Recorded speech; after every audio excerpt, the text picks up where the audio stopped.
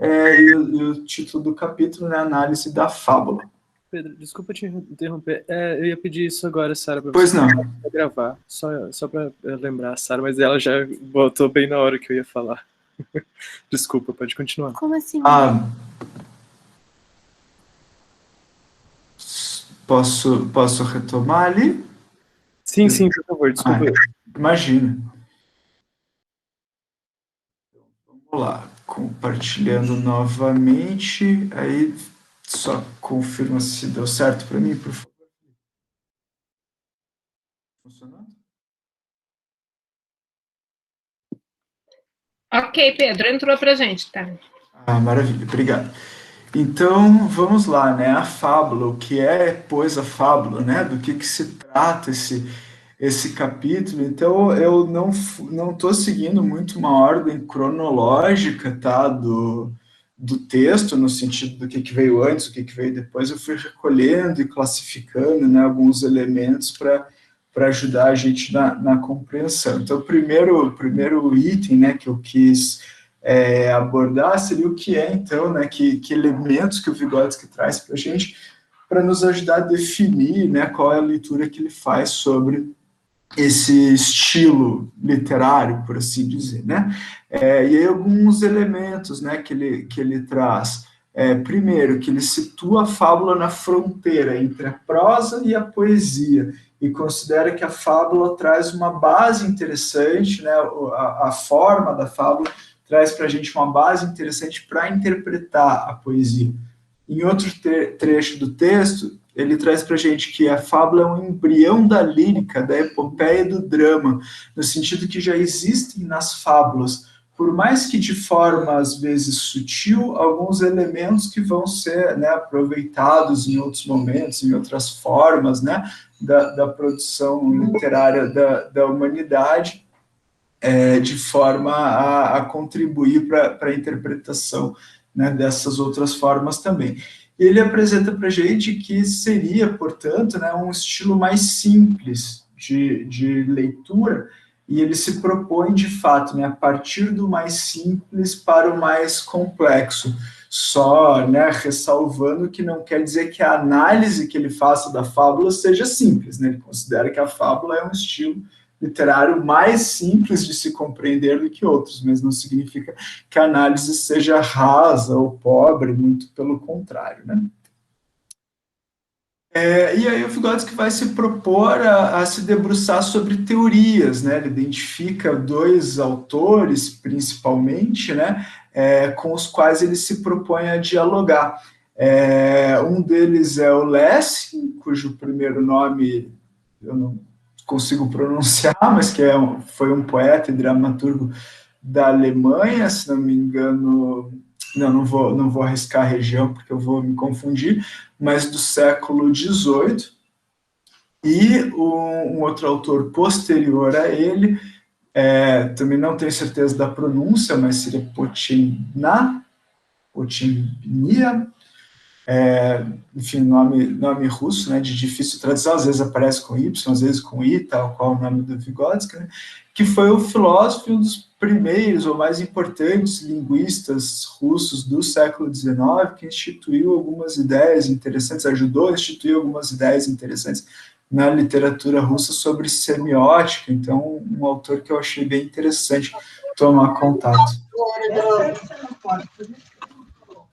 Ok? Eu tô com a impressão que, eventualmente, será que tem mais gente com o microfone aberto? Nada, imagina. Eu estou aberto aqui, só eu, tá, Pedrão? Legal. Desculpa, gente, eu atrapalhei, desculpa. Imagina que como eu não estou vendo as carinhas das pessoas, aí sempre rola aquele receio, né? O que está acontecendo? Será que eu tô, né? Será que eu me perdi aqui em alguma conexão? Mas legal. E aí, isso que eu mencionei, né? Em princípio, qual a sensação que eu fiquei, né, com o texto? Que o Vygotsky vai conversando, vai jogando conversa fora, ou vai, né, proseando com esses dois autores, no sentido, um fala isso, mas ele falha aqui, e aí o outro fala outra coisa que é igual, mas eu penso diferente. Ele vai e volta e retoma, né, quase que numa dança, né, com esses autores. Então, no final, né, acho que vale ressaltar que o Vygotsky não toma para si, né, nem o ponto de vista, a perspectiva de um autor nem do outro, mas passeia entre elas para construir, né, seu entendimento sobre a fábula. Bom, se o primeiro, né, trazia nas suas afirmações a concepção da fábula como um recurso filosófico e retórico, muito mais, né, do campo da filosofia do que da arte, o segundo, na mesma direção, observava que as fábulas tratam do destino dos seres humanos e das sociedades. Num trecho do texto, o Vygotsky até usa uma figura de linguagem aqui, que a fábula para esses dois autores não seria, portanto, brincadeira de criança, né? A gente não está tratando ali de historinhas, né? Ou de algum recurso meramente lúdico, né? Mas de um estilo de produção que nos convida a pensar o nosso lugar no mundo, na sociedade, nossa forma de ser e estar nas relações, né, e que, portanto, se aproximaria aí, né, de outros estilos literários, enfim, que são bastante caros, né, à produção cultural da humanidade. E o Vygotsky se permite discordar, né? Logo de início, ali na página 108, ele já traz, né? A despeito das importantes contribuições desses dois autores, nesse ponto eu discordo. Eu já acredito que a fábula pertence inteiramente à poesia. E aí, no final, que isso vai fazer sentido ali, né? Pelo menos para mim, nas últimas afirmações do capítulo. Bom, o que eu fui reunindo, então, né, da forma com que o Vygotsky passeou ali pelos conceitos da fábula, eu fui recolhendo, fui grifando, né, ao longo do texto alguns elementos. Eu entendi que são elementos que compõem essa fábula e que nos ajudam, portanto, a compreendê-la. Primeiro, o elemento das alegorias, né? Então, as construções simbólicas que a fábula apresenta e que elas podem se assemelhar ao cotidiano ou elas podem ser absolutamente fantásticas, né?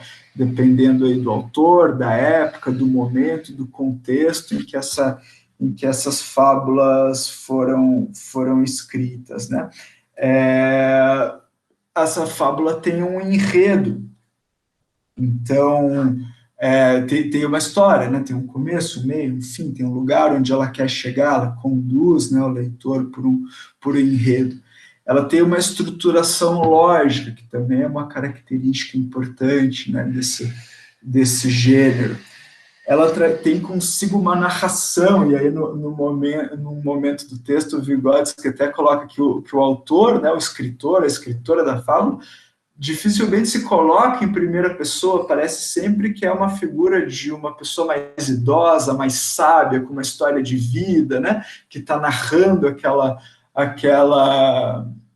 fábula com um tom edificante, um tom de quem sabe o que quer dizer com aquela história, né. Vygotsky identifica também como elemento comum às fábulas a presença dos heróis. E a gente já vai falar um pouquinho mais sobre personagens, mas como os heróis da fábula seriam um protótipo, um cerne, também um embrião dos heróis dos épicos, né, que por mais que sejam mais simples, né, em algumas medidas, não deixam nada a dever, né, para os heróis das grandes histórias da antiguidade, enfim. Que mais em relação a esses elementos? Bom, analisando esses elementos, o Vygotsky traz para a gente, né, que as fábulas e os fatos acontecidos, eles se explicam mutualmente. Então, não dá para interpretar a fábula só pelo contexto e nem só pela forma e essa relação dialética, né, entre o contexto em que a fábula foi produzida e aquela história, né, a qual ela quer trazer, é uma relação super importante. Bom, um aspecto sobre o qual o Vygotsky se permite delongar bastante, né, no que diz respeito à seleção de personagens ou das personagens de uma fábula. E aí várias observações interessantíssimas, né? Primeiro, o fato de haver poucos seres humanos nas fábulas, os principais personagens condutores dos enredos serem animais ou objetos inanimados que ganham ali uma animação para cumprir com aquele enredo, com aquela história. E o Vygotsky acha várias explicações, né? Divide com a gente várias explicações para isso. Primeiro, para dar uma conotação que você precisaria de muitas palavras para explicar. Então, se fosse para explicar que um ser humano é esbelto, é astuto, é elegante, ele gastaria muitas palavras. E aí basta, para substituir essa necessidade, ele utilizar a figura, por exemplo, de uma raposa, porque a raposa é um animal que já significa isso para a gente, né? Essa perspicácia, essa elegância, essa altivez, sei lá o que mais, né? De atributos que a gente pode dar à raposa, mas bastou utilizar a figura da raposa para já trazer uma série, né, de significantes que o ser humano por si só não traria. Mas a utilização, né, de animais principalmente, mas por vezes também de objetos inanimados para a construção dos enredos, também causa um efeito surpresa, né, pela expressão que esses seres, né, têm para a gente, que contribuem para o que o Vygotsky chama lindamente, né, de um colorido emocional. Eu adorei essa expressão, né? Então, ao nos depararmos ali com o animal ou com o objeto inanimado, isso suscita na gente um colorido emocional, né? Matizes de emoção que já nos conduzem, de certa forma, para o rumo que a fábula quer tomar. Gostaria de destacar também, guardar essa ideia, né? Ela vai corroborar no nosso final ali para tentar, né, arranhar um pouco, entender um pouco dessa percepção do Vygotsky sobre a fábula. Ainda, a seleção das personagens, prezar por animais e objetos, teriam como intenção mostrar certa impossibilidade, provocar, então, outra expressão bem bonita, né? Um isolamento necessário da realidade, suficiente para que a gente tenha, a partir daquela fábula, uma impressão estética. Então, olha que interessante, né? A estética que a fábula traz para a gente já nos permite algumas impressões que talvez não seja a prosa, talvez não seja, né, os outros elementos, a forma, a narrativa, que nos tragam, né? Então, isso corrobora com a ideia da fábula como poesia e como arte, não necessariamente apenas, né, como filosofia, como os autores de referência do Vygotsky apresentavam no início. Um outro elemento super interessante que eu achei, pelo menos, né, que o Vygotsky trouxe é a relação entre moral e paixão. No Vygotsky, as fábulas, elas deixam um pouco de lado, propositalmente, o aspecto da paixão, no sentido de que não fica descrevendo muitos personagens, os ambientes, porque teriam uma conotação moral importante a passar. Mas se para alguns dos autores que o Vygotsky analisa, esse caráter moral ele é rígido, ele é duro, né, como a professora Maria Sara falava no início, né, será que a fábula do Esopo ali, né, que trazia a barata, a formiga, a cigarra, não né, implicam na gente um senso moral do que é certo e o que não é em sociedade? Mas para o Vygotsky não é necessariamente assim um sermão edificante, né? Não é necessariamente uma moral rígida, ela pode ser uma moral instável, móvel, que se modifica com as surpresas ao longo do próprio texto, né? E que a fábula não se resume a isso também, embora seja uma característica importante, né, das fábulas, esse pano de fundo moral, ela é muito mais do que isso, porque ela nos suscita outras coisas, aquelas impressões estéticas, aqueles coloridos emocionais.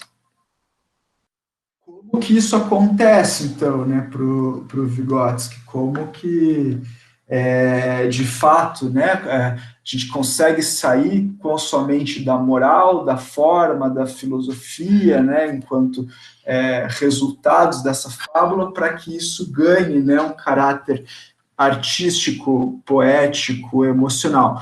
Quando a gente consegue trazer aquilo do universal para o particular. Então, né, traço até aqui um paralelo, né, da dialética do singular, particular e universal, né, marxista, para essa noção. Aí o Vygotsky conta para a gente, né, quando uma história, né, uma fábula vai falar para mim, os macacos.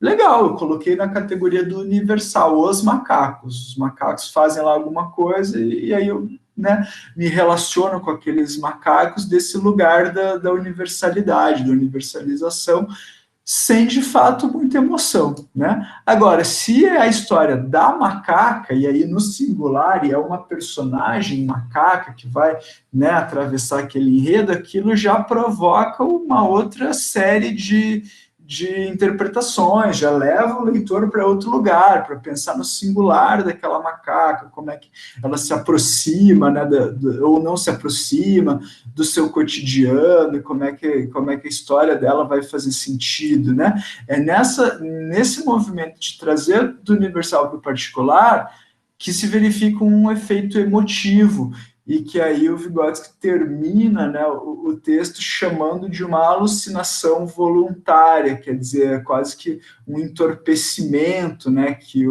a fábula permite. E acho que era isso, a historinha que eu queria contar, a forma com que eu fui amarrando, né, os elementos ali, e aí era isso, assim. Não sei como é que isso provoca ou não provoca vocês, se fez sentido, se foi essa a leitura que vocês também fizeram, se a forma que eu encontrei para tentar transitar, né, dessas indas e vindas do Vygotsky com as teorias, os autores, os elementos, as percepções deles, né, das fábulas fazem sentido ou não, fico aí ao dispor para as considerações. Bom, camarada, você fez a pesquisa, você já viu que o Lessing não é batatinha, né? Ele tem uma infinidade de livros, ele era um dramaturgo, era um judeu, né, alemão. Mas o que é interessante disso tudo é que como é que se processa a fábula, né? Você conta, a gente nunca, aqui no Brasil, a gente tem os causos, né? E o Walter Benjamin fala sobre a questão do desaparecimento desse personagem que conta para a gente a história, né? Aquele papai, mamãe, tio, irmão, amigo que antes de a gente dormir conta uma história e tal, e a gente fica embevecido e tal, move nossos corações, né? Faz com que a gente pense em outras coisas. O que é interessante, né, das fábulas é que, por exemplo, o Krylov ele escreve várias histórias, o Lessing é um escritor de época também, muitas histórias que ele escreveu, ele era dramaturgo, escreveu muitas histórias. É interessante a gente perceber que quanto mais a gente fizer as narrativas, como mesmo o Pedrão acabou de falar aí, né, Pedro? Muito detalhadas, todos esses sentimentos, essas percepções, esses saltos qualitativos não acontecem. E o cara para entender a linha da história. E isso se relaciona à poesia. A poesia ela é uma construtora de linguagens. Está sempre transformando, sempre modificando os parâmetros, pontos de vista, relações. Tanto assim que, quando a gente fala de contradição, né, o Marx se assombra com a poesia, porque ela nos pega pelo pé, ela nos leva para um outro lugar, e a gente tem que ter uma visão muito ampla da vida para poder retornar aos nossos caminhos. Eu achei muito bacana que você tenha, né, foi uma provocação de Lessing e tal, você acabou lendo aí o Potenia, eles falam Potsenia, por aí, que é também um grande escritor, né, um grande artista, o Pedrão. Ajudaram você, Pedro? a não ajudar, não. Fiz uma incursão solo ao texto Nós aqui, temos mas também não procurei, sabe? Aí também tem que fazer a meia-culpa, que também não procurei.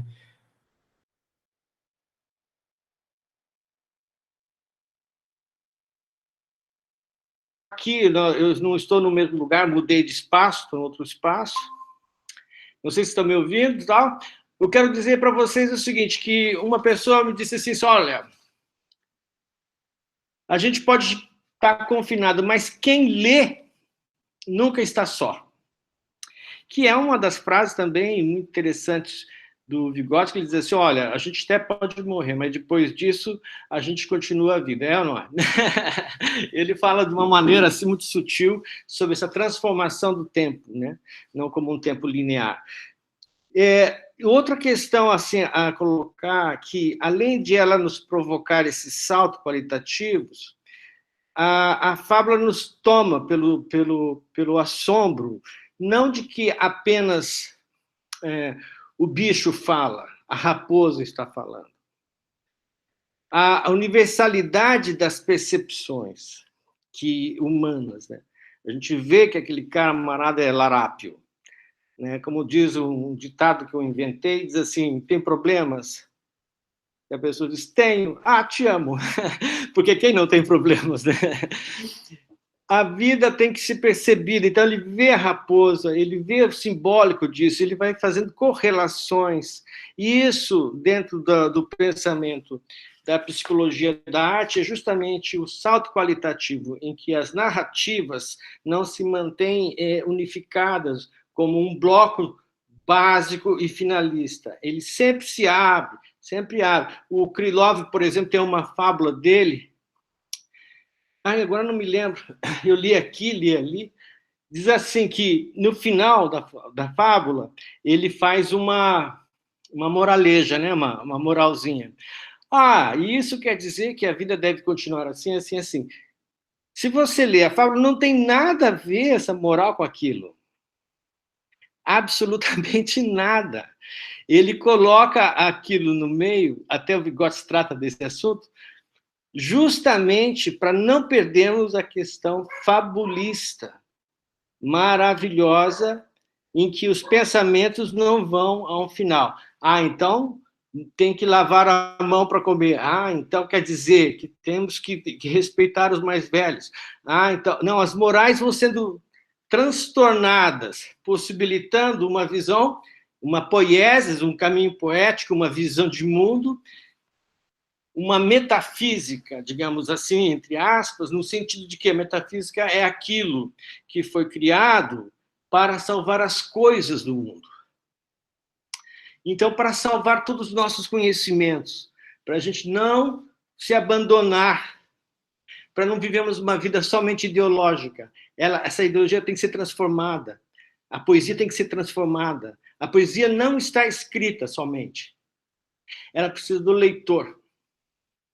E o leitor não é um sujeito que lê bula do remédio 3 vezes por hora, porque no final a moraleja do Krylov vai te derrubar. E não tome isso, ele vai dizer. E daí? Como é que você vai resolver? Então, não é justamente uma contextualização definitiva. Né? Muito bem colocado, porque essa questão da macaca do macaco, sabe, Pedro? Isso é bacana porque não há uma luta de gêneros, ser masculino ou feminino. Eles não têm, na fábula não tem nada a ver com isso, eles não estão nem aí. Eles brincam com isso. Eles destroem as nossas perspectivas ideológicas.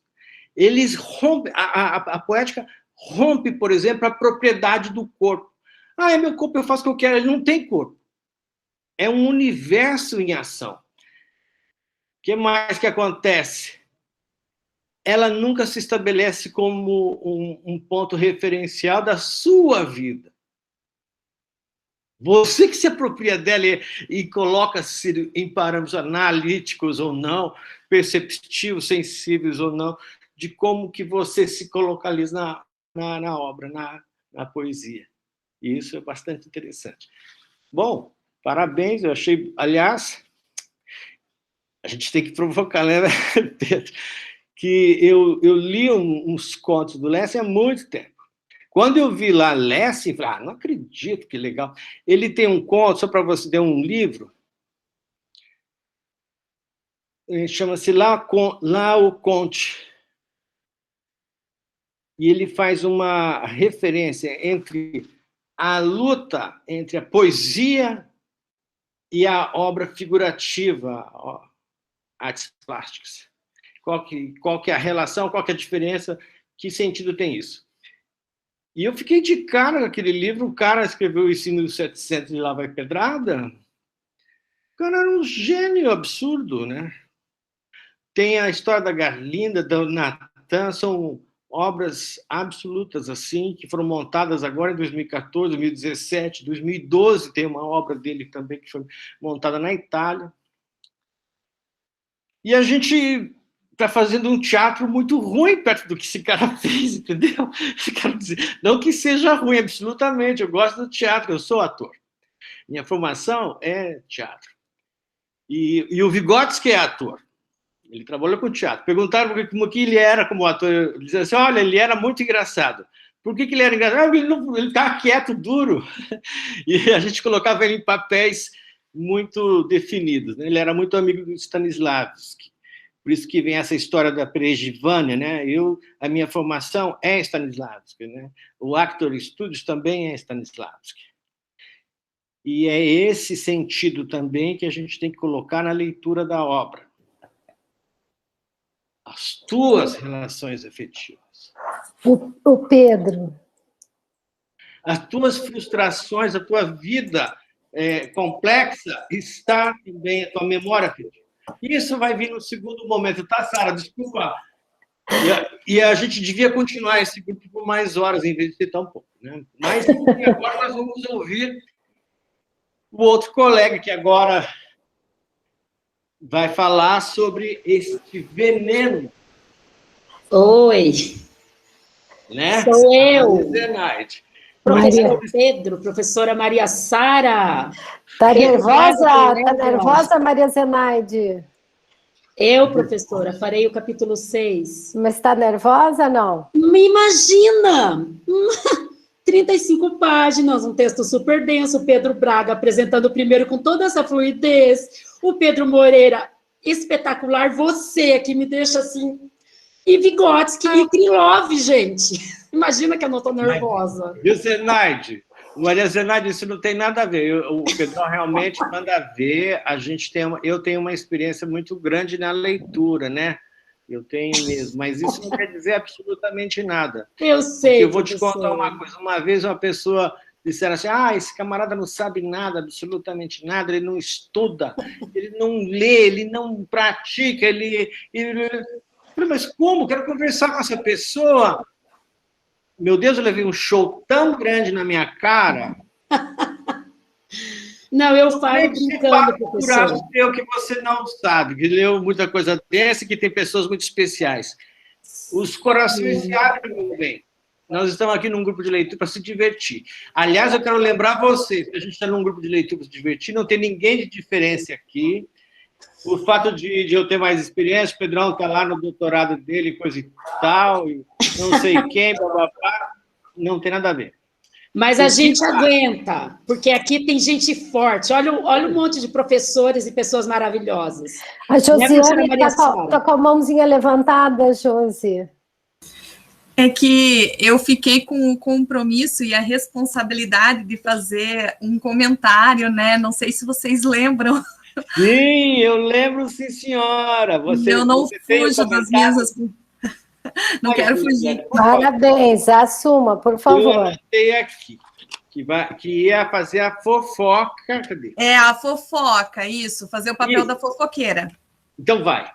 Tá. Então, assim, eu não tenho muito domínio nessa questão do Krylov e do Lessing, não conheço muitos os autores, né, as obras. Conheço algumas fábulas, mas não exatamente essas, né, específica que a gente está vendo hoje, mas isso foi interessante porque me deixou curiosa para mim ir atrás e ver, né, a história de cada um. E daí eu vou fazer só um comentário bem breve mesmo para contribuir, tentar contribuir com o que o Pedro falou, né? Aí explicou, né, na explicação dele. Então, ali ele começa falando que tem 2 sistemas psicológicos, né? Que ele fala que é a do Lessing, né? E do Potibniá, que são os 2 sistemas que pensam na questão da fábula enquanto um sistema, e que existe ali, e ali ele vai dançando no texto mesmo, como o Pedro falou, né, nas opiniões, ele dança mesmo, ele vai, tem horas que ele fala do Lessing, depois ele vai para o Krylov, e assim ele vai contando. E uma coisa que eu achei bem interessante, que é praticamente uma polêmica, né, que tem, é que ele fala ali assim, ó, que para o Lessing, a fábula é um objeto da filosofia. Então, começou lá atrás, né, na questão do objeto da filosofia. A fábula também já foi considerada como um produto didático-moral, também, né, em todo o percurso histórico, né. Ainda é, né? Ainda é. E assim foi evoluindo, e ainda é até hoje, né, a questão do didático-moral. Aí, a questão principal ali que ele fala é que o Potibniá apoia, assim, Krylov, né, e quando ele diz que a fábula é a fábula como arte e não como poesia. Então, ele faz essa distinção da fábula como arte e não como poesia, e não como uma simples coletânea, um mero brinquedo de criança, né. Então, eu queria fazer uma pergunta, talvez, com relação a isso, né, provocando, sei lá, a gente a pensar um pouco, por que tinha tanto essa polêmica, por que era tão discernido isso da questão da arte em si, do campo artístico, da poesia também, ele depois, mais pra frente no texto, ele vai falar com relação à poesia e à prosa, né, que há uma luta entre, ele usa essas palavras, né, que existiu ali uma luta entre poesia e prosa. Não, mas a fábula, ela tá mais para uma prosa, não, ela tá mais para uma poesia, né, e daí ela vai tendo essas lutas, né, entre esses significados ali. Então, talvez a minha provocação, o meu comentário seja nesse sentido, quais que eram essas diferenças, né? Afinal, a fábula era considerada como, ele fala ali, como uma arte ou como uma poesia? Ou não é nenhum dos dois, ou ela é mais para a questão da prosa? Seria então, mais... Essa polêmica, ela não é muito simples de explicar. Nós temos o trabalho todo do Vygotsky aqui tratando de vários assuntos a respeito, mas a tradução brasileira peca muito, sabe? Infelizmente. Eu estou com um livro espanhol aqui, então eu tenho que ficar correndo atrás de dicionário e coisas. Às vezes a gente não sabe o contexto também, a gente luta, mas é bem mais interessante. A verdade, a arte expressaria todas essas áreas que você acabou de falar. Na questão da poiesis, da poesia, seria o caminho do conhecimento sensível, expresso por uma pessoa, da qual a narrativa ela faz com que aquele leitor se aproprie desse conhecimento e se torne elemento condicional voluntário para essa questão dessa loucura, dessa imaginação, dessa absurdidade que transforma os pensamentos. Que eles não se fixam como eu estava falando, brincando com vocês, de uma receita de bolo, ou de uma receita médica, ou de um livro técnico, um livro de academia. É um salto muito qualitativo. O 104º livro escrito por Heidegger, ele fala justamente sobre uma contribuição à filosofia. Ninguém entende. Ou a maioria das pessoas diz, esse cara pirou, ele está aqui nesse Lessing, né, que o Lessing acabou também escrevendo sobre questões mágicas e tal, o cara é muito fantástico. E ninguém entende por quê? Porque o Heidegger queria fazer uma síntese de tal pensamento que, já que a linguagem que nós temos aqui, a linguagem não nos alcança, nós somos muito 10.10, muito algoritmizado hoje em dia, muito utilitários, funcionais, instrumentais, estamos muito codificados a minha mesa, o meu computador.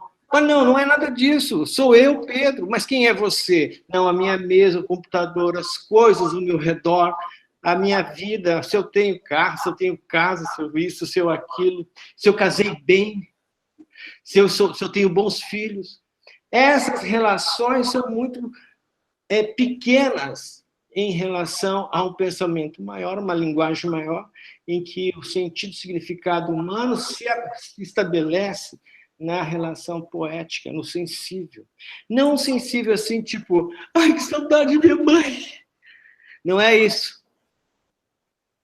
É o sensível, seria como o afetivo que banha teus conhecimentos, que impulsa o nosso ondular da fala, que nos leva a nos aproximarmos um do outro, que não haja guerra entre nós, que nos aproximemos, nos amemos, que tenha sentido amar, e não que ele a ama bem porque o cara tem grana, ela ama tal porque isso vai acontecer melhor, eu faço isso porque daí eu compro mais livro, qualquer coisa. Não.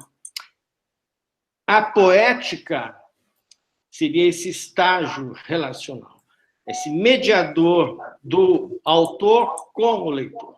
Não existe intelectual, disse agora aí, há uns anos atrás, Habermas, não existe intelectual sem leitor. Não vai existir mais daqui a pouco, porque é tudo tão funcional e tão moralista, porque para eu conversar com você, eu tenho que pedir permissão para o Google. Eu tenho que apertar a tecla certa. E ainda com o Estado, que tem uma relação com a cultura americana. Escape to, return, way, option. Isso aí é regra moral, de moralidade de adolescente que criaram essa tralha fajuta aqui. Muito ruim, aliás. Porque para conversar com vocês, tem toda essa espacialidade definida, regulagens e posicionamentos. Nós precisamos quebrar isso por uma poética mais inteligente. Que a nossa linguagem não seja assim. Tá, Pedrão? Você que está fazendo doutorado, vocês aí. Com efeito, nessa perspectiva, seguindo o que anteriormente tratamos, nessa absolutidade das relações que foram colocadas, da qual nós nos inserimos como modelos prementes, de acordo com o autor, nós retomamos os nossos pensamentos a essa verdade que não pode ser ilusória, uma vez que, comprovadas as nossas teses e as categorias que aí estão, nós definimos. É isso que nós fazemos na academia. É um enroleitor tabajara, sabe? Então, a poesia destrói a informética, a infernética, destrói as relações ordinárias, quer dizer, comuns, tá? Oi, Zé, tá aí, tudo bem? Você vai lá em casa? Qual cerveja? Já se sabe, tá a marca da cerveja, a relação não existe. Não existe relações sociais humanas, são todas relações aqui. Mas que cerveja que é? Não, essa eu não bebo. Não, o cara foi na minha casa e me levou uma caixa. Eu fiquei olhando, o que será aquilo que ele trouxe? Eu falei, Sara, é um presente. Não, era a cerveja dele, para ele, com ele. Acho que é bem legal, né? Bem, esse exemplo que o Pedro está dando, Josiane, tem muito a ver com, acho que com a tua pergunta, não sei, né? Porque a fábula, né? Cigarra é formiga, a fábula, é uma narração, é uma narrativa, né? Para explicar um comportamento cotidiano do homem, né? Você ganha um presente, de repente, um presente de grego, né? Quem com ferro, né? Fere. Sabe? Fere, com ferro será ferido. Mas essas moralidades, esses universais aparecem no enredo da narração de uma fábula, né? O Êxodo, para mim, é muito complicado. Às vezes eu leio uma fábula, La Fontaine, leio, e me parece que perde o caráter universal, né? Exato, por quê? Outras vezes não, parece que aquela fábula está justamente retratando um comportamento muito típico do homem, né? O homem, o lobo do homem, não sei, alguma coisa assim que você lê e diz, puxa, uma coisa que foi escrita 1000 e quanto, Pedro? 500 antes de Cristo, só para... 500 anos de Cristo, e é que é tão atual, né? É universal, uma verdade assim, tão expressa, tão clara, né? Você Não, vê, mas puxa, lá vi aquele cara é uma raposa, esperta, malandra, né? O comportamento dele todo, tem todo esse colorido aí, né? Eu gostei da história das macacas que o Pedro trouxe ali, né? O que quer dizer aquela macaca que amamenta até matar aquele infeliz, né? Não tem muito a ver com o nosso comportamento de mãe, agora teve Dia das Mães, né? Bom, quer dizer muitas coisas, né, Maria Sara? Agora, uma coisa que eu posso dizer que, a partir das relações mínimas, sociais, culturais, dessa vida comum, de como que a gente faz a nossa vida cotidiana, é que surge a poesia. Ela não surge do etéreo, blá, blá, blá. Ela não é tipo, como é que chama? Agora eu posso... Não tem isso. Exige a inteligência, a sensibilidade. Temos que ter essa relação. Por isso que a fábula, ela sempre nos leva nos coloca na forca, né? Como é que eu saio dessa? O que ele quis dizer com isso, né? É uma fábula do Esopo que, enfim, o coelho convida um pássaro de bico comprido a tomar um refrigerante com ele, e ele não consegue tomar porque o copo é muito fundo, né? E daí, gostou? Adorei! Quer dizer, existe muito dessas coisas. Às vezes a gente oferece o copo muito fundo para quem não tem como braço para erguer o copo, se servir. Quer dizer, às vezes a gente oferece com maior afetividade alguma coisa e não temos a resposta do outro. E outras vezes a gente oferece com muito malícia algo para que o outro se quebre e, no fim, a pessoa se sente educada e diz muito obrigado. Então, a poesia nos destrói nessas relações. Ela nos leva para outros espaços de conhecimento. Ela nos encanta ao nos tornarmos mais humanos, mais próximos desse chãozinho nosso aqui da terra mesmo, né? Eu acho isso... E é por isso que, por exemplo, o Baudelaire tem um livro chamado Poesias em Prosa, né?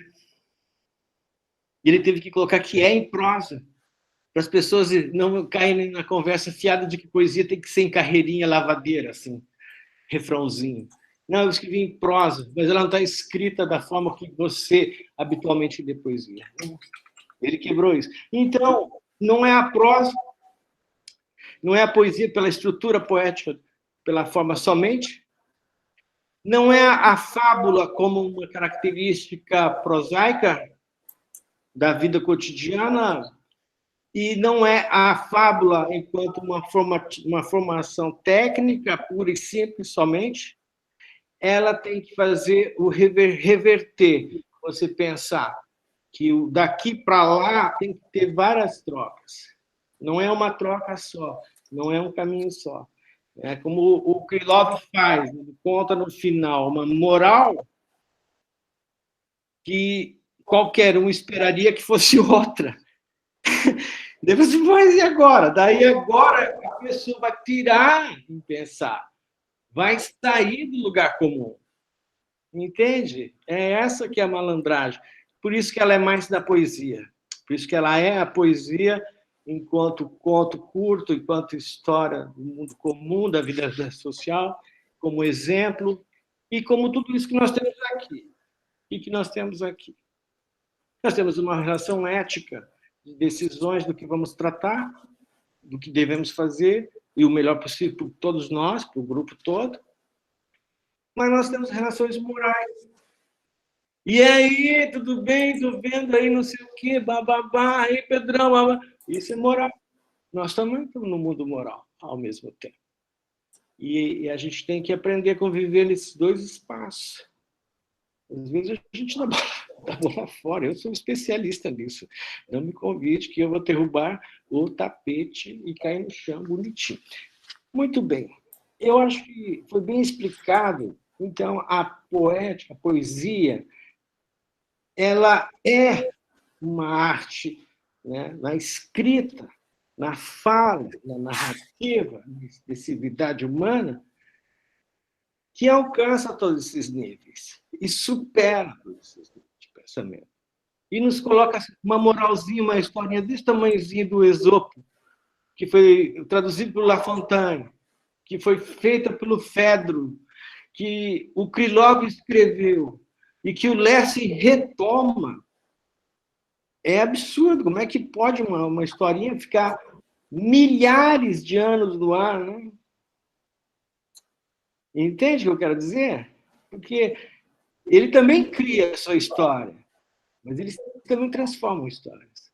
Também se apropriam, não da história propriamente, mas do modo de dizê-la, de nos elevar. Ai, gente, desculpa, eu sou falador, e eu acho que eu já tratei, tá mais claro, porque eu falo meio prolixo, né? Prolixo. Professor, tem muita coisa que você adiantou que tem no capítulo que eu vou expor. Não, e isso é bom, isso é ótimo, que aí eu consigo passar mais rápido aqui meus slides. Eu posso começar a colocar a apresentação? Pode, meu bem. Só, por favor, me ajudem a ver se está aparecendo, se eu estou conseguindo compartilhar. Então, eu queria só... A Josiane parece dizer que... Põe lá em apresentar, Maria Zinaide. Veja se abriu. Deu. Tá ótimo. Deu? Olha só. Clica embaixo no apresentar, que daí ele fica maior. Ah, tá. E tem a carinha do Krylov de cara para nós.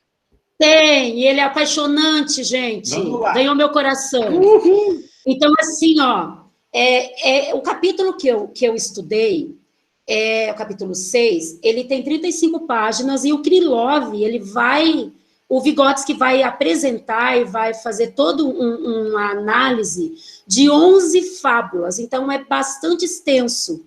Como eu não quis correr o risco de me repetir ou de deixar coisas interessantes, muito interessantes fora, eu coloquei bastante coisas aqui, fiz bastante recortes, e vou tentando passar aqui dentro do nosso tempo, para poder ficar muito claro.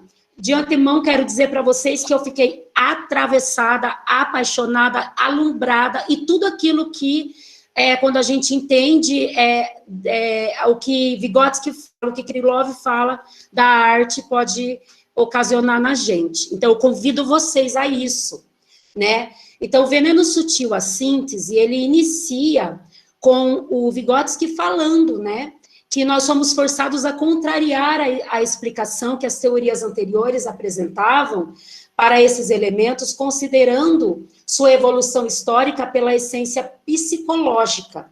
Aí ele fala um pouquinho, né, das considerações de Lessing, que é direcionada à fábula em prosa, e aí ele toma como objeto de estudo as fábulas de Krylov para um exame sintético. E ele fala que a essência da fábula em poesia, que no caso aqui especificamente do Krylov, não pode ser extraída dos seus elementos, porque precisamos partir da análise para a síntese. Estudar algumas fábulas típicas partindo do todo, né, para elucidar o sentido das partes separadas. O Krylov, só que bem rapidamente, nasceu em 1844, né, porque são as fábulas dele que a gente vai estudar aqui na fala utilizando a fala do Vygotsky. Nasceu em Moscou, o mais conhecido e premiado fabulista russo. Iniciou sua carreira traduzindo fábulas escritas por La Fontaine. Zenaide, eu não consigo enxergar, desculpa. Veja se você põe no modo apresentação, daí fica maior pra gente. Eu tinha colocado... Bem no cantinho, um pouquinho mais para a direita ali. Aí, aperta aí. Olha, ele estava nesse modo. Conseguiu, professora? É porque eu vejo muito pequenininho, eu vejo, na verdade, em vez de ver a apresentação, eu vejo o teu PowerPoint. Ah, porque pro meu ele tá no modo... Lá em aberto. cima, Maria Zenaide, lá em cima onde diz apresentação de slides. Vai lá, clica lá na apresentação de slides. Ok. E aí vai lá do começo. Lá no cantinho esquerdo, lá, do começo. Ah, tá. Ai, que maravilha. Ficou melhor? Não entrou. Não, às vezes, quando acontece isso, tem que sair e apresentar de novo. Tá, então vou interromper o compartilhamento. Aí, pessoal, eu vou interromper, vocês vão me ajudando, tá? Interrompi. Veja se saiu, né? Então, vou colocar de novo. Apresenta a tela inteira. A primeira opção ali. Ah, por isso. Daí colocar... por isso, então. Ai, gente, obrigada. Olha, que bom que vocês estão me ajudando. Vamos compartilhar. Compartilhar.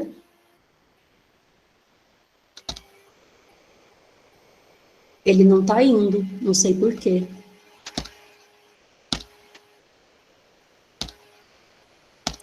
O compartilhar está inativo aqui para mim.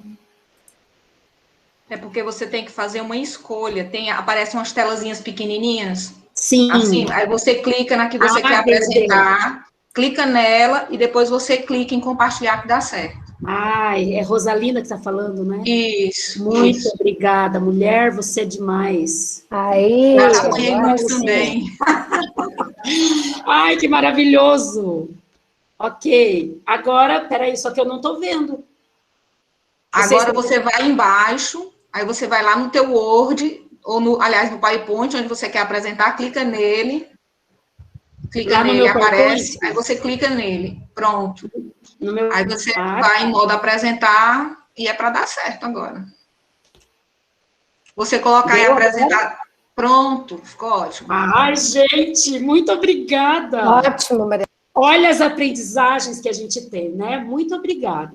Então, continuando, o objeto de estudo que o Vygotsky vai tomar aqui são as fábulas do Krylov para um exame sintético.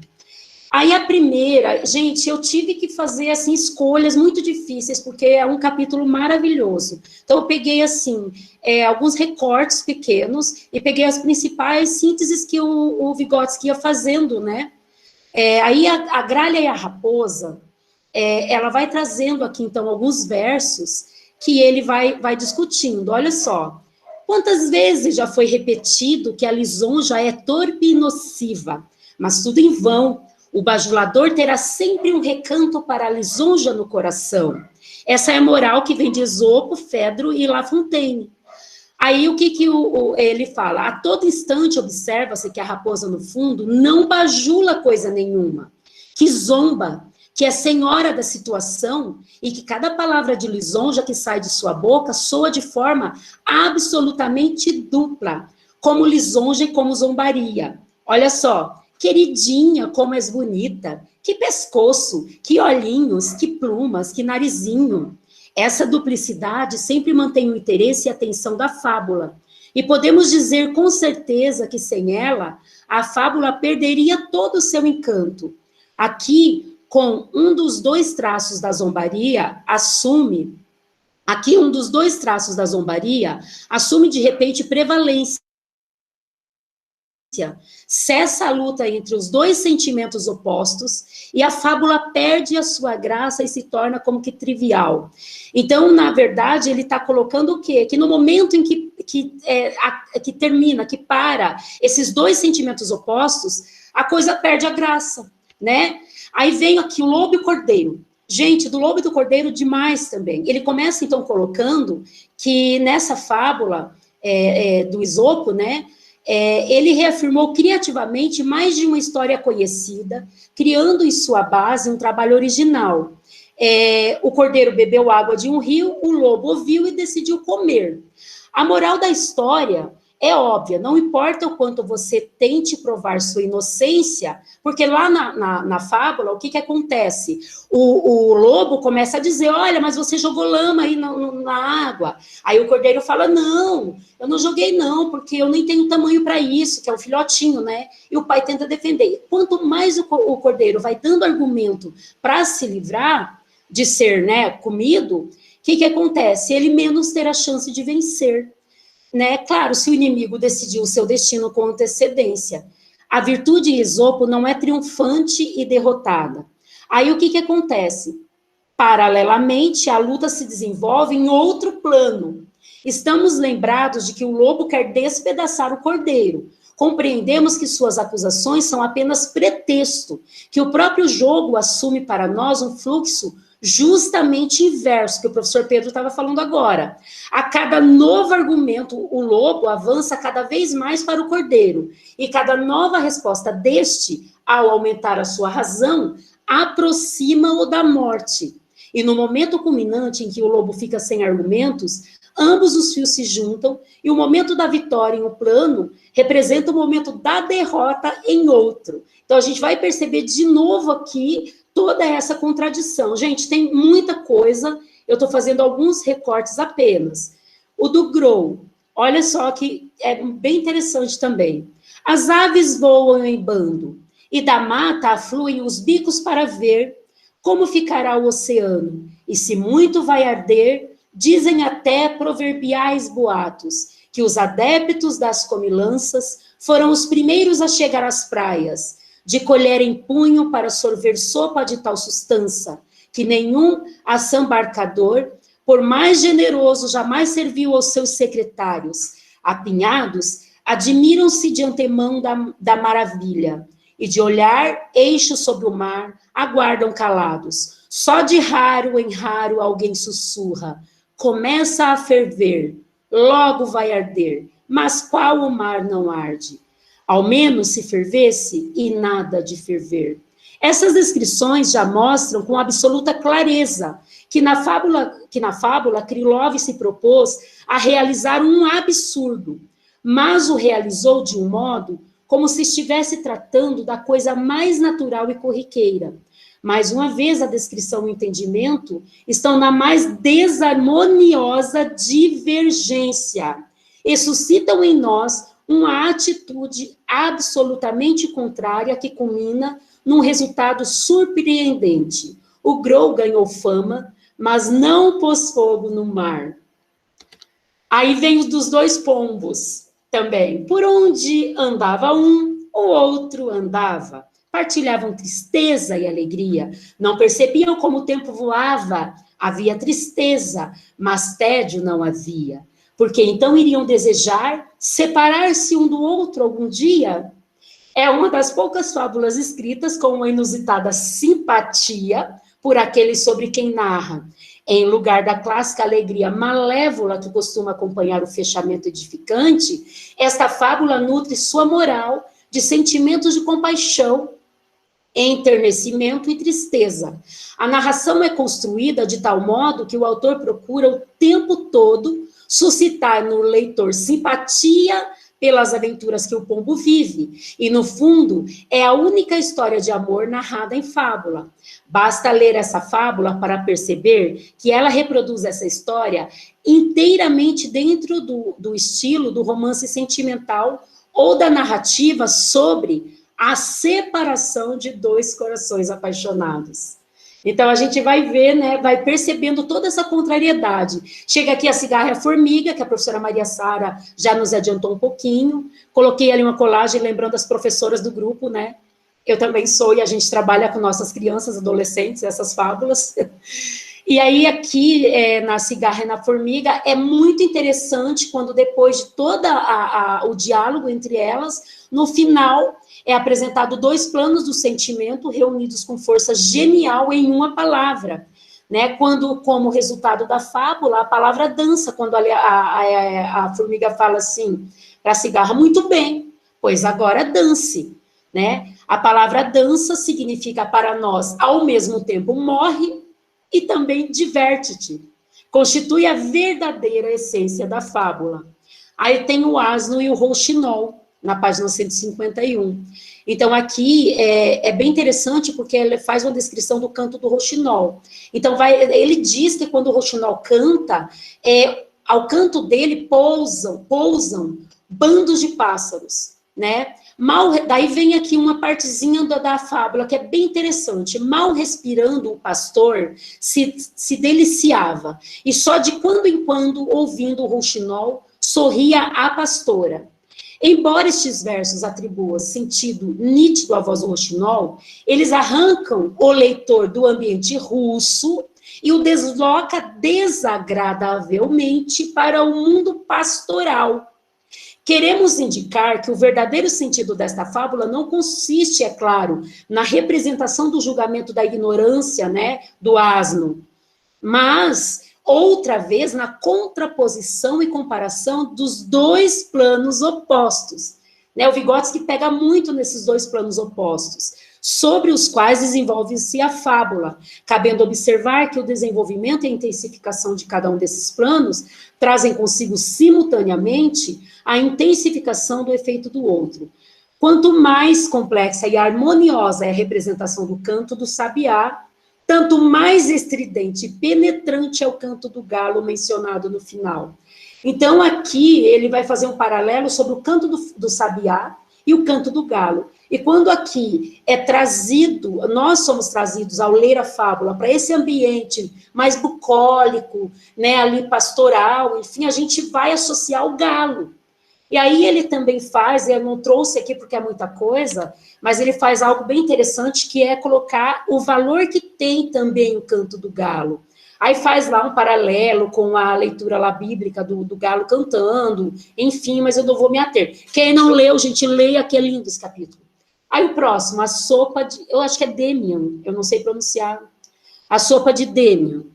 Essa fábula revela com extrema clareza e simplicidade a mesma estrutura psicológica das outras. Aqui a ação se desenvolve sempre em dois planos. Num acesso de hospitalidade, o famoso Demian se mostra cada vez mais bondoso com o seu hóspede. Mas, como fica claro para o leitor, a cada novo prato, ele vai se tornando um supliciador de seu hóspede. E esse suplício se revela ao leitor exatamente na mesma medida em que cresce a hospitalidade dele. Olha os dois planos aí. Significando ao mesmo tempo duas coisas diametralmente opostas. Todo convite de Demian, come até o fundo, significa ao mesmo tempo a revelação de uma generosidade hiperbólica e patética, de um suplício igualmente patético. E é só a fusão de ambos os motivos e a transformação da generosidade em suplício que se dá diante do leitor, que a fábula deve essa densa comicidade que constitui a sua verdadeira essência. Ao término da fábula, quando o convidado foge como um louco para sua casa, os dois planos se fundem mais uma vez para destacar com extrema intensidade todo o absurdo e a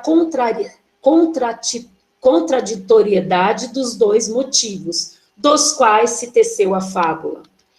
O cafetã de Trishka, gente, aqui, o cafetã é uma túnica, eu peguei aqui nessas imagens, são todas da internet, então, para a gente só ter uma noção. É uma túnica, né, e uma vestimenta.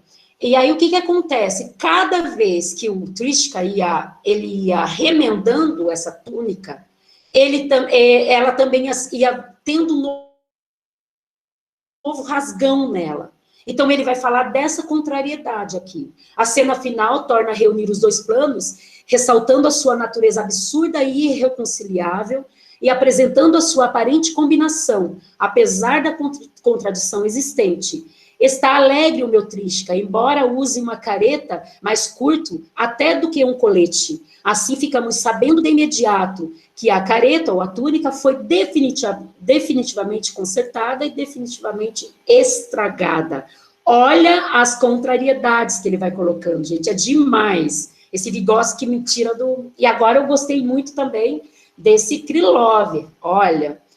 A próxima é o incêndio e o diamante. verifica-se que Krylov gostava de incêndios, e sua paixão pessoal contraria o sentido geral que ele dá à fábula. Isto sozinho já nos leva a repetir que o sentido está aqui traduzido de forma um tanto maliciosa e que sob esse sentido basilar pode residir outro que o destrói diretamente. De fato, basta examinar a descrição do incêndio para perceber que ela foi efetivamente produzida com toda a magnificência e o colorido da sensibilidade em êxtase própria do autor, sem ser destruído nem sequer o mínimo pelas posteriores considerações do diamante. E notável ainda que a fábula é representada o tempo todo como uma discussão e competição entre o incêndio e o diamante. Como tu, com todo o teu jogo, és insignificante diante de mim, disse o fogo. E então o diamante responde ao incêndio. E quanto maior é o teu furor ao arder, tanto mais próximo estás, talvez, do fim. Então, aqui também vai aparecer os dois sentidos opostos, né? Quanto maior é a fúria que arde um plano da fábula, mais ele caminha para o fim, né? Que é outro plano que aí vai trazendo. Aí, na sequência, a peste dos animais. Aqui, da peste dos animais, de início, apresenta-se um quadro, né, dos terríveis estragos da morte, e isso criou um fundo angustiante e profundamente trágico, sobre o qual se desenvolvem todos os acontecimentos posteriores, e os animais começam a fazer confissões. Olha os destaques do poema. Além do mais, pai, acredita que é uma grande honra para as ovelhas, se tu te dignas a comê-las. Aí, uma confissão que o leão fez. Confessamos, amigos seus. Reconheço, embora me doa. Eu também não tenho razão, pobres ovelhinhas, porque bem inocentes devorei sem compaixão. E, às vezes, quem já não pecou, até pastor já devorei. E assim vai, eles começam a confessar, né? E aí, no final, ditaram a sentença, o boi foi jogado na fogueira. Ela consiste nos dois planos psicológicos, absolutamente contraditórios, em que uns são movidos exclusivamente pelo seu seio de salvar-se e fugir à condição de vítima, enquanto os outros são tomados de uma sede inesperada e contrária de façanha heróica, valentia e sacrifício. Então, Vygotsky vai apresentando, a partir de Krylov, toda essa dualidade que o tempo todo ela vai se encontrando e fazendo essas sínteses, né, na fábula, na interpretação ou na análise das fábulas. Aí tem o Lobo no Canil, essa fábula a mais admirável das fábulas de Krylov, não encontra paralelo nem pela impressão emocional geral que produz, nem pela estrutura externa a que está subordinada.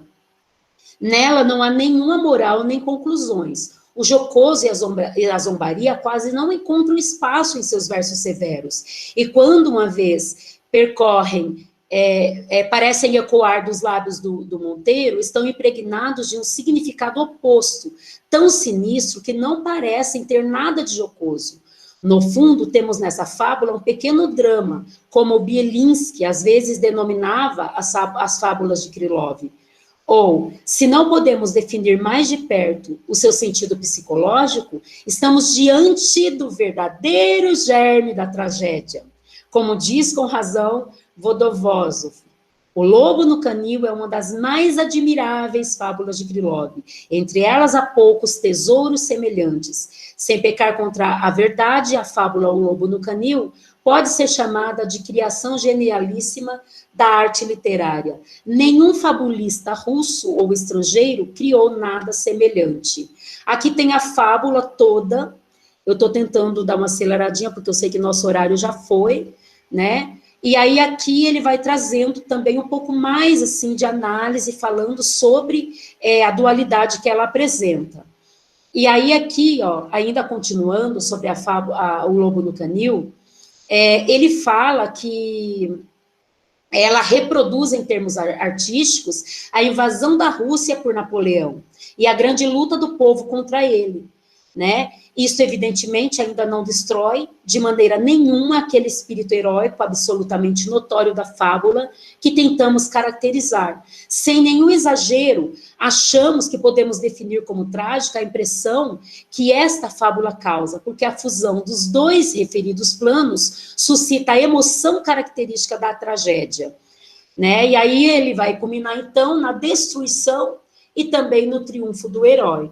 Na sequência, aqui já indo para a conclusão, ele vai falar, então, sobre um processo doloroso de transformação do satírico em fabulista. E aí chega o veneno sutil, pessoal, que é o título, né, que o capítulo recebe. Ele, um veneno sutil, que em suas obras destilava. O Vygotsky utiliza esse tema para o Krylov, que ele mesmo, o Krylov, tinha utilizado num outro momento para outro escritor. Esse veneno sutil que procuramos revelar constantemente, como um segundo plano, que está presente em todas as suas fábulas, aprofunda, intensifica e imprime a verdadeira ação poética à sua narrativa. Entretanto, nós não insistimos em que Krylov tenha sido exatamente assim. Não dispomos de dados suficientes para julgar com segurança, mas podemos dizer com certeza que essa é a natureza da fábula. Na história da fábula, podemos observar 3 épocas principais. Isso aqui tem a ver com a pergunta da colega, da provocação que ela fez. A primeira, quando ela não era senão um simples recurso retórico, um exemplo, uma comparação. Segunda, quando ganhou existência própria e se tornou um dos procedimentos mais eficazes da apresentação das verdades morais para o orador ou para o filósofo da moral. E essas são as fábulas de Esopo, de Fedro e, em nossa época, no caso, na época lá do Vygotsky, do Lessing. O professor Pedro falou dessa questão da filosofia.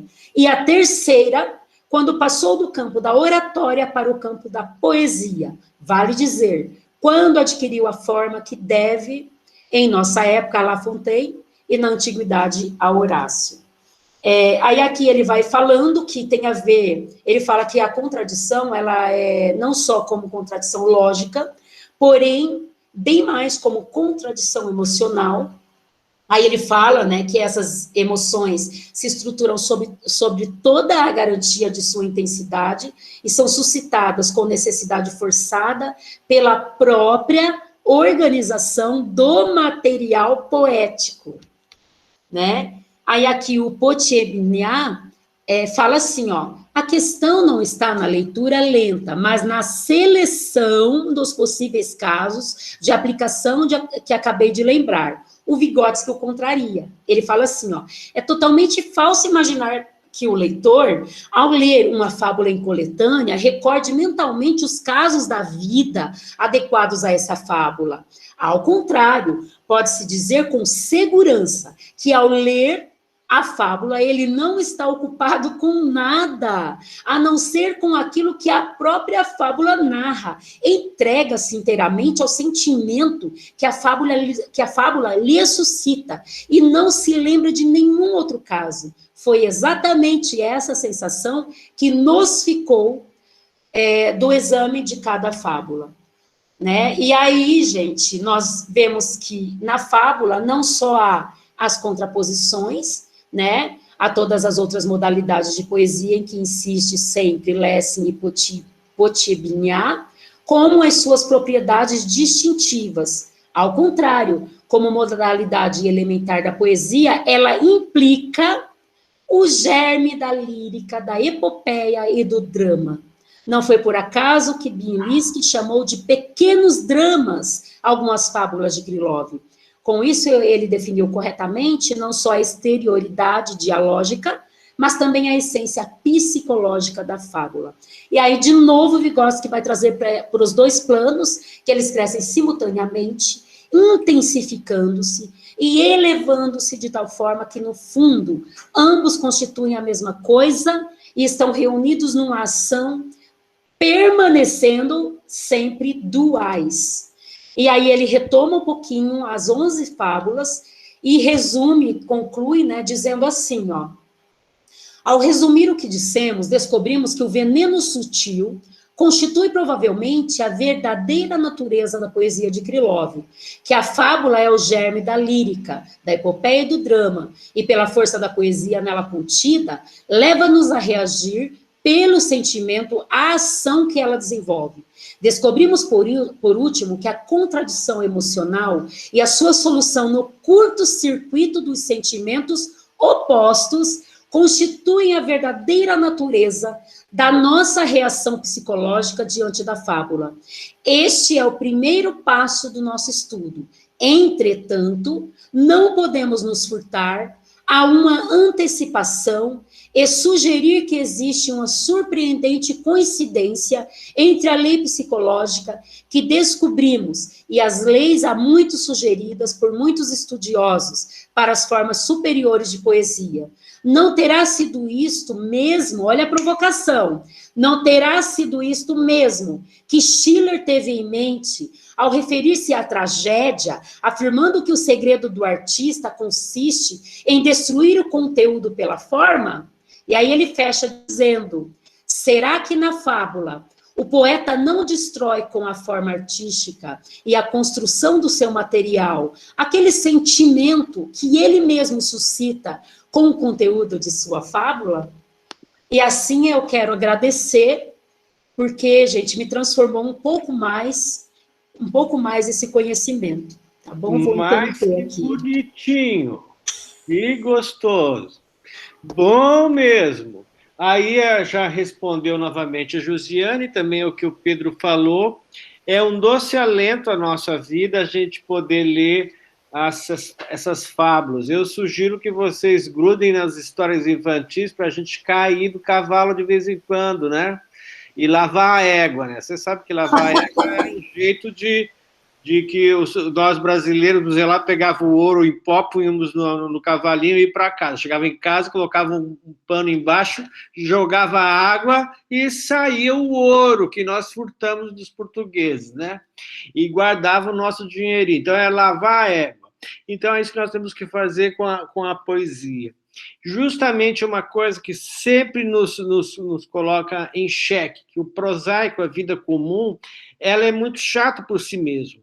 Por isso que as mediações não podem ser, porque eu vou na tua casa e eu vou levar cerveja numa caixa em separado, porque é para mim. Então, a minha relação não é com você, é o estado de estar ali que me permite beber a cerveja, digamos assim. Ou coisa que o valha, de que a gente vai passear junto, mas nós vamos de tal lugar, porque esse é o mais conhecido, porque a Zenaide gosta, então eu vou levar ela lá. Aí já tem relação.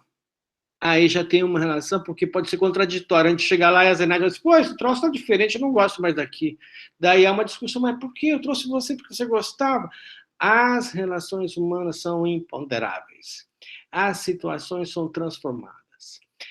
A poesia não faz a gente ficar no mesmo lugar. A gente entra num outro universo. Você aceita, é um contrato. Ó, eu vou te apresentar uma história. Você entra dentro, a responsabilidade é tua, você que tem que viajar na maionese, não sou eu que vou surfar no teu patê. E o que é interessante disso aqui, na última frase, para a gente fechar, que é muito gostoso, dá para ficar falando bastante abobrinha selvagem no céu estrelado, não é? Olha aqui, que a fábula contém o germe da lírica da época e do drama, né? E com... Uma questão que foi feita, investigação, que é a lei psicológica, da qual encontrado na fábula as leis que muitos dos investigadores têm descoberto pelas formas elevadas da poesia, que é esse curto-circuito. Não é este lado, se é positivo, se é negativo, porque, de repente, você vai ver que o menino bom machucou aquele bicho ruim, que é, digamos, o zorrilho lá, seja, o que você sente? Sente pena do bicho mal, de repente, daí depois inverte. Daí o bicho mal vem atacar o menino bonzinho, daí você fala assim, nossa, que pena do menino bonzinho. É um curto-circuito, você não fica nem um lado nem no outro. Você constrói inteligências, novas capacidades intelectuais, novos modos de percepção do mundo. Você transforma essas naturalidades. Você não fica com um catálogo na mão, assim, eu me lembro, isso aqui já aconteceu na minha vida, então eu tenho que interpretar assim. Não existe isso. Muitos professores dançam nessa brincadeira, que tentam explicar. E já foi explicado lá pelo Monsieur Riquet que quanto mais você explicar uma aula, é pior. Por isso que eu não estou explicando nada, estou jogando para vocês pensarem. Que é uma coisa mais chata do mundo, é alguém ficar explicando o explicado. Mostrar como que se faz de tal maneira que a criança não tem condições nenhuma de criar nada. A fábula destrói isso tudo, destrói as nossas vidas, gente. A poesia destrói todos esses parâmetros da nossa vida ridícula, das nossas vidas boas, nossas seriedades, nossas alegrias, e nos coloca numa humanidade nova, uma humanidade da qual nós entramos e nos servimos, e nos encantamos, e nos transformamos, e nos tornamos mais humanos. E um outro último dado que eu queria lembrar aqui, do porquê que ele escolheu Krylov, foi feita ali uma menção à questão política, isso é verdade. Mas, por exemplo, o diamante e o fogo, você vê ali que o trabalho, né?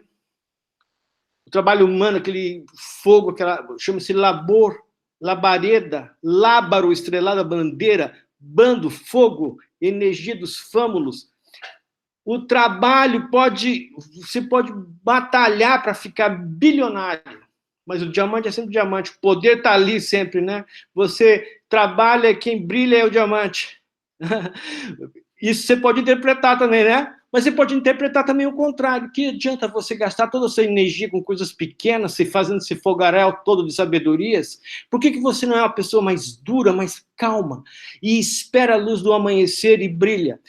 É essa também a mensagem do Grow, que vai se pôr fogo ao mar, que é o nascer do sol, que é o pôr do sol. Por isso que a gente coloca o nosso nome, a gente diz para nós mesmos, eu vou embora. Bora é fogo vermelho, que é o sol se pondo. Embora se apague o dia, amanhã nos retornaremos. Todas essas questões simplórias, simples da nossa vida, estão embutidas na questão fabulística. E uma coisa que ele trata aqui é justamente, sabe do que? Da catarse, da superação disso tudo, que nós vamos tratar bem mais tarde. Agora, Dulce Aliento de Bunin, como é que está aí traduzido para vocês? Capítulo 7, por favor, que tem aí aqui o Dulce Aliento. Leve alento. Como? Leve alento. Um alento, você sabe o que significa? Agora, leve alento é dulce, é diferente de leve. É, né? bem então, diferente. Porque eles vão ler o leve alento, e nós vamos ler o dulce alento. Temos que nos alentar um pouquinho para entender o que dije, e aí está, de Bunin. Que é isso aqui? Nós temos anatomia e fisiologia da narrativa, disposição e composição, característica do material da narração, né, da história, significado funcional da composição. Vocês nunca esqueçam que é sempre uma questão da técnica bem trabalhada, laboriosamente, em que nos coloca em xeque. Mas não é a técnica que faz a poesia. É essa sensibilidade construída com a inteligência, com essa perigivânia, com esses sentimentos percebidos da afetividade que estão presentes. É um conhecimento maior, sabe? Então, e aqui ainda fala da contradição afetiva. Né? Isso aqui é importante em relação ao que se põe fora do conteúdo da forma, dessa destruição da forma, esse rechaço da forma. Então, este número 7, capítulo 7, é muito bom. Aliás, tem um desenho aqui, de como que... Isso aqui é uma técnica moderna hoje, né? Eu não conheço, a Sara, que é psicóloga, sabe melhor, os desenhos de como é que se desenvolve o processo narrativo, mais alto, mais baixo, todo esse desenho aqui. Ah, agora sim deu para ver. Eu fui fazer uma palestrinha lá, essas de professor Pedro, né? E tinha uma profissional que fazia esses desenhos no quadro, era um rolo imenso, ela documentou toda a palestra em relação aos ouvintes e ao entendimento, às complexidades, tudo. Esta aqui, Doce Alento, já vi esta. E a outra, que é essa aqui, eu acho que não vai dar, viu, Sara? Na minha opinião. É a tragédia de Hamlet e o Príncipe da Dinamarca, é o capítulo 8. Acho que fica muita coisa. De repente, a gente fica só com o 7. Só o capítulo 7, gente, porque eu já vou avisar a todos vocês, com meu amor e carinho. Você sabe que meu pai era italiano, disse que comprou um carinho para minha mãe. Ela disse, carinho? Sim. Era uma Mercedes. A número 7 não é batatinha, gente. Então, a gente fica com o 7 e o anexo do capítulo 7. Esse todo aqui, não é muito... Esse todo, e deixa o 8, a tragédia de Hamlet e o Príncipe da Dinamarca, para a próxima reunião, pode ser? Porque daí, na verdade, a gente tem que entender justamente o que é a tragédia, né? E entender essas 3 dimensões, né? Que ele fala no início, que é a fábula, a novela e a tragédia, né? Uma coisa vai levando a outra, né? Como a fábula leva a novela e leva a tragédia.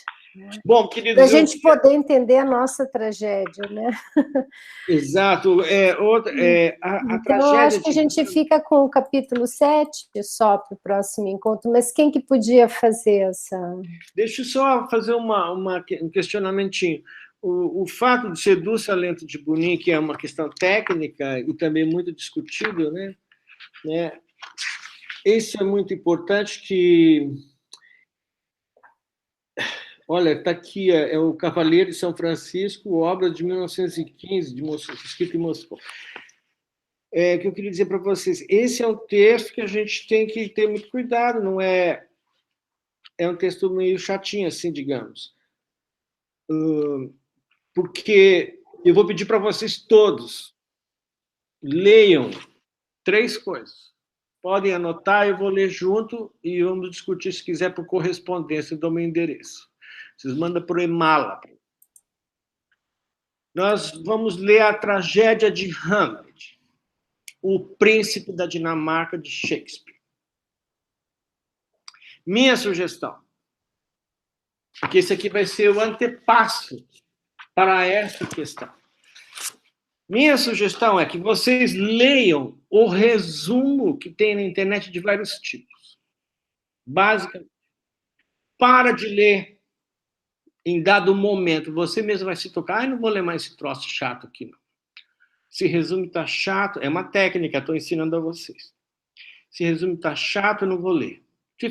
E faça anotações. Compre uma cadernetinha dessas, vou para o lixo já já, sabe, essas pequenininhas?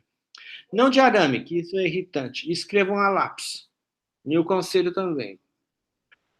Vocês leiam os resumos da internet, os pequenos, médios, que vocês acharem. Pare em qualquer momento. A, B, C, você fez alguma anotação? Faça anotação. Pequenas anotações. Não faça anotações complexas. Depois vocês pegam o texto original de uma tradução qualquer. Brasileira, portuguesa, espanhol. Ou outras línguas que você conheça, alemão, italiano, que seja. Leia até onde puder. Depois, pegue o início. O início da tragédia em inglês. Você fala, eu não entendo inglês, mas é só para ler o tom. Se você não quiser pegar o livro em inglês, você pega do YouTube, tem o texto em todo lá. Você acompanha um pouco, daí você vai entender o ritmo das falas dos caras. Está entendendo? Dos atores, você vai entender isso. Oh, I say, sabe como é que é? Você vai pegando.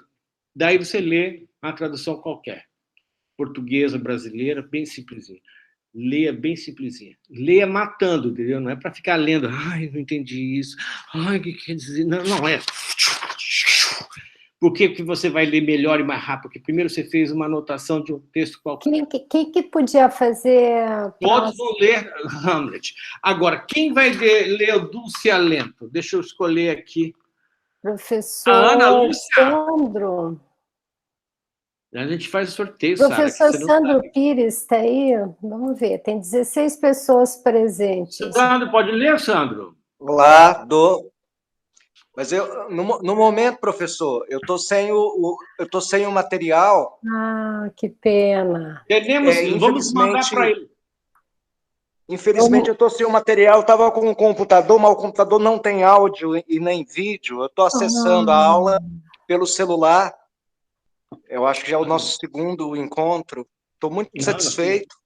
Que bom, professor. Vamos tentar ajudar o senhor, então. Nós temos que achar um jeito, nós temos que arranjar computador para todos os brasileiros. Plantem computadores nessa roça brasileira, nessa fazenda iluminada que a tecnologia inventou. Vamos ver quem está quietinho, não se manifestou. Ana Lúcia. O Madelon Leopoldo, o Anton Fazio. Aqui está o meu amigo aqui, viu? O Christopher. Está me ouvindo? Ó, ele perguntou se eu tomei a vacina. Cara, tomei, fiz tudo que você não pediu para eu não fazer.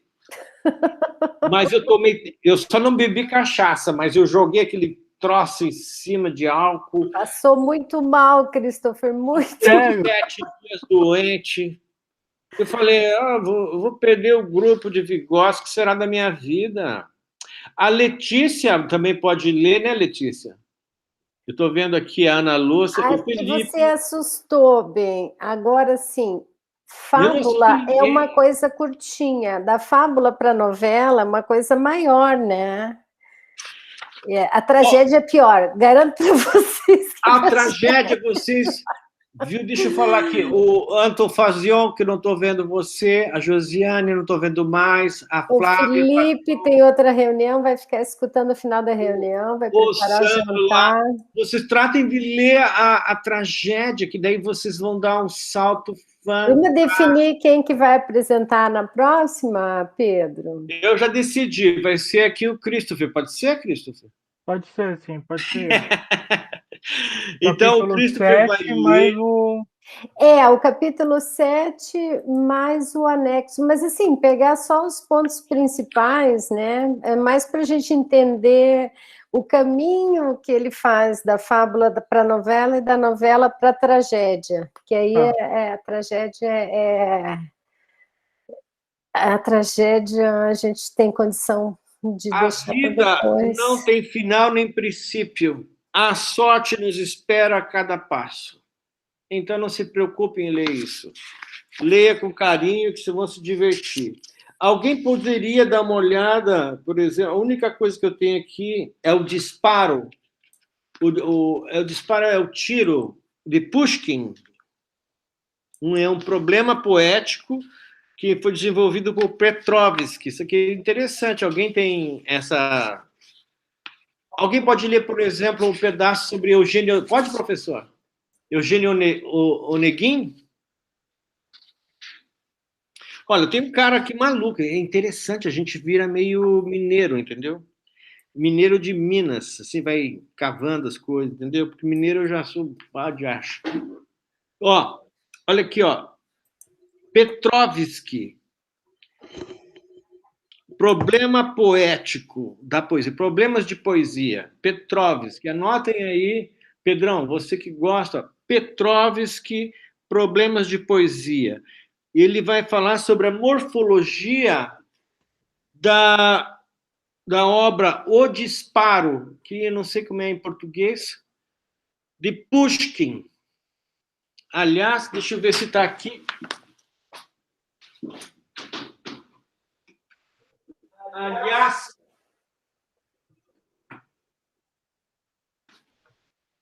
devo ter aqui. Não vou achar. Se tiver, eu passo para vocês o Amor e Carrinho. Depois a gente passa Hamlet. Eu tenho aqui os contos de Pushkin, para vocês se divertirem. Depois a gente manda para o Felipe e o Felipe manda para todo mundo bem.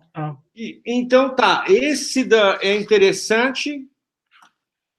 E daí o Christopher Santos vai ler, né?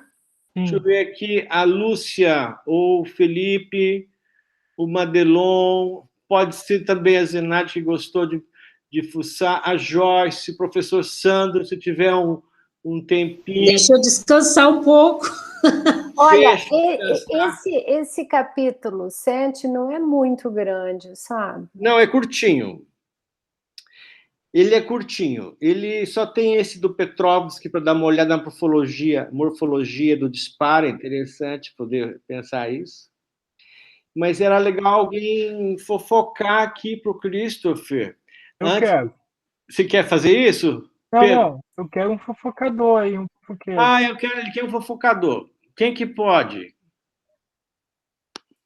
Alguém para fazer um contraponto, né? A Letícia, você não pode, Letícia? Josiane? Eu não entendi o que é esse negócio aí que vocês estão falando. Tudo bem. É um cara aqui, ó, o nome dele é Petrovski. Está aqui no rodapé daqui, ó. Vou passar para você. Petrovski. É sobre ler um cara que fala sobre a morfologia, quer dizer, como que é a forma da obra do Pushkin. Isso é uma fofoca boa, gente. Aqui a Flávia podia ler, a Josiane. Vamos lá. Professor Pedro, essa matéria está em português ou inglês, ou alemão, russo? Está em português. Tá em português, viu, Josiane? Você encontra, você que é uma boa fofoqueira da arte, você encontra aí na Infernética. Viu, meus queridos? Se encontra na Infernética. Eu posso tentar ficar com essa tarefa. Tá ótimo. É para fazer o quê? É para pegar esse texto e, tipo, pegar uma provocação dele? Isso, uma provocação dele, porque daí o Christopher fica mais na síntese e você escapa um pouco do... Dá para ler aí, né? Dá para ler? Mais perto. Isso está em qual página? Morfologia. Aqui no meu livro tem outra página aí. Mas eu mando aqui, não se preocupe. É o Ivan Bunin, Leve é Lento. E é interessante. Outra coisa, eu gostaria que vocês pudessem ver a etimologia do alento, que é interessante. Eu vou ficar de cara com essa etimologia. Eu vou comentar para vocês, né? A gente sempre vê a diferença do português com o espanhol, né? Que tem as duas versões, e eu sempre comparo, porque eu leio a versão em francês. E também sempre dá muita diferença, que é muito interessante. Então, o leve a lento em francês é un souffle léger, que também é outra coisa do que o leve a lento. Olha a diferença. Ela é souffle léger, quer dizer, também tem outra... Se você fosse colocar isso em português, como ficaria? Ficaria assim um pequeno soprinho. Como que você faz a mesma vida? Estou em êxtase aqui, pelo amor. Então, que mundo é esse, gente? Madame Pasion, s'il vous plaît. Oui, monsieur. La recherche en français et vous présentez pour nous autres. Esse soprinho aí, hein, Flávia? Que soprinho. Je vous présente en français, donc, Hamlet. Oui! Pronto. Flávia, você já fica no capítulo 8 de Hamlet. Hamlet, adoro Hamlet. Porque a tradução de Shakespeare para o português é triste. Porque se ele é francês, c'est uma lutte complète. Oui, c'est très bien pour la tragédie en français comme ça, de Hamlet, c'est super beau.